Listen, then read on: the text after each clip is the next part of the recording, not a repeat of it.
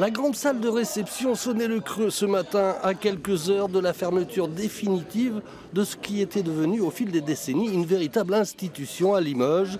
Le buffet de la gare va donc fermer ses portes dans quelques instants à la fin de l'ultime service de table, sous le regard mouillé de celui qui a veillé sur lui pendant 32 ans. C'est terrible ces moments que je vis depuis quelques mois, où on voit nos amis, nos clients qui viennent régulièrement tous les jours. Et puis aujourd'hui, oui c'est vrai, c'est le dernier repas. Ce soir on baisse le rideau, nous allons éteindre ces lumières. Voilà, c'est la dernière page de ce grand livre qui va se fermer.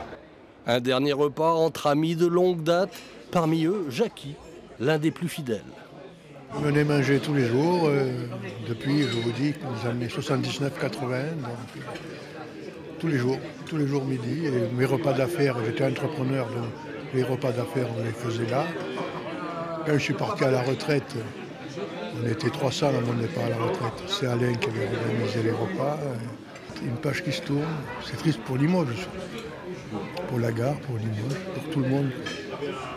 J'ai un peu les larmes aux yeux.